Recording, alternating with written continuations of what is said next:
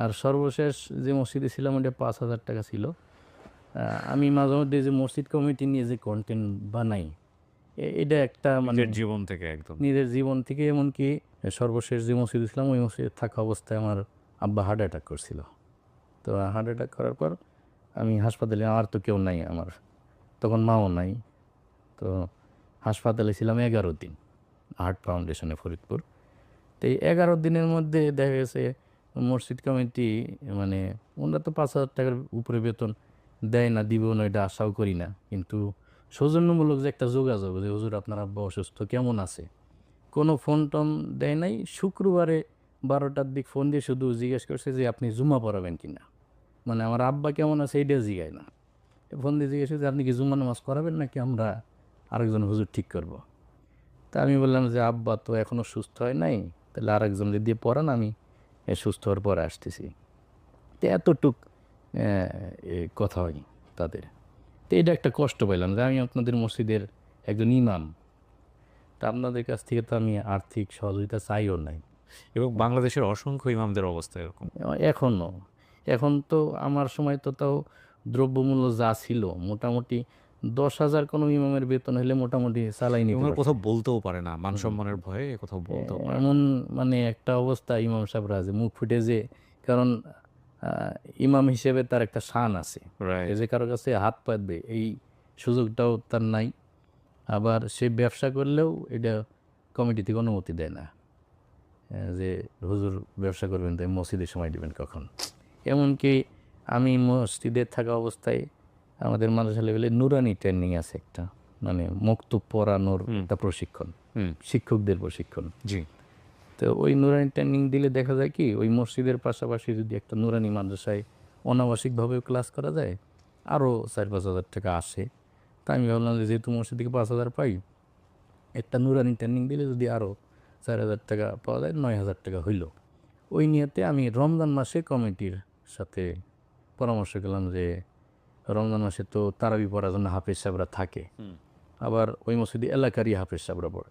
হুম। তো আমি বললাম ওনারা যেহেতু বাড়িতে আছে, হুম। তাহলে আমার একটু যদি সুযোগ দিতেন, আমি ফজর পড়ায় চলে যাব, আইসা আবার মাগরিব পড়াবো, শুধু জোহর আর আসরটা আমারে ছুটি দিবেন, আমি প্রতিদিন যাব ওই কোর্সটা করব। তো কমিটি আলহামদুলিল্লাহ অনুমতি দিয়ে দিল যে ঠিক আছে যান, হাফেজ সাহেবরা আছে ওই ওনারা পড়াবে। ওই হাফেজ সাহেবদের ওই এলাকার তো, এই হাফেজ সাহেবদের মধ্যেই একজনের আব্বা একদিন দেখি ওই কমিটির সাথে আলাপ করতেছে, ওইখানে বলতেছে যে ইমাম সাহেব যদি 2 ওয়াক্ত নামাজ না পড়ে নুরানি ট্রেনিং দিতে যায়, তো ওনার ওই 2 ওয়াক্তের বেতনটা তো ওনার নেওয়া যায় যাইতেছে না, এই টাকাটা কাইটে আমার ছেলেরে দেওয়া যায় না। মানে ওনার ছেলে যে 2 ওয়াক্ত পড়ায়, ওইখান থেকে আমার বেতন 5,000, ওইখান থেকে 2 ওয়াক্তের হিসাব করে কাইটে ওনার ছেলেরই দিতে বলতেছে। তো এরকম একটা মন মানসিকতা ওনাদের। তো এইটা দেখে একটা কষ্ট পেলাম। আর একটা কষ্ট পাইছিলাম ওই করোনার মধ্যে সরকার থেকে ইমাম সাহেবদের 5,000 টাকা করে একটা দিছিল। তো ওইখানে আমিও পাইছিলাম 5,000 টাকা।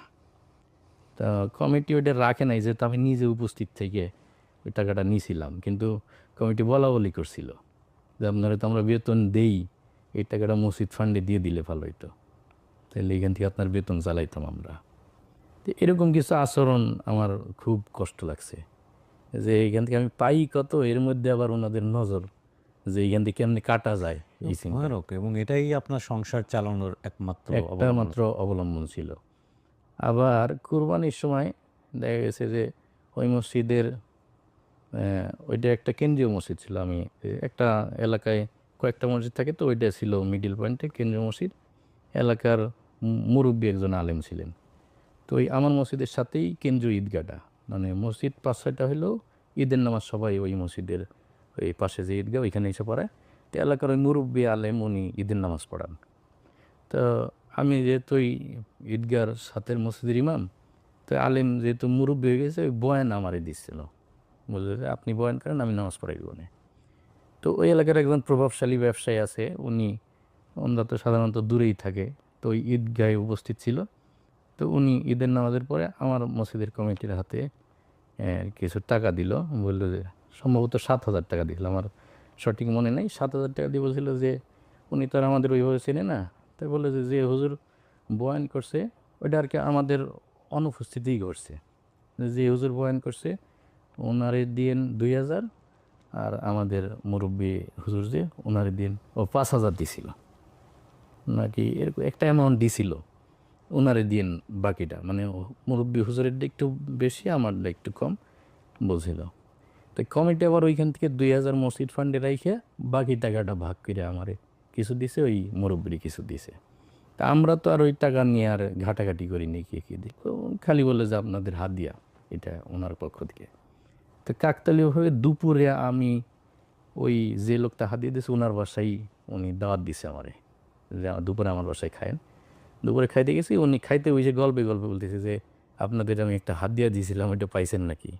তা আমি বলছি আলহামদুলিল্লাহ পাইছি। ঠাস করে পাশ থেকে একজন বলতেছে যে আপনারে দিছিলে এত আর হুজুরে দিছিলে এত। তখন আমি দেখলাম যে উনরা যে এমন বলছে তার থেকে অনেক কম আমাদের দেওয়া হয়েছে। তা আমি আর উপস্থিত ওনার সামনে কিছু না বলে আমি বলছি যে পাইছি। তাই বলে আমি আস্তে করে মসজিদ থেকে আইসা আমার ওই কোরবানিতে তো এমনি ছুটি পাই, আমি আর কি আমার গাড়ি গুটি নিয়ে চলে আসছি। তো ওই যে আসা ওর পর থেকে আমি মিডিয়াতে কাজ শুরু করছি আর কি।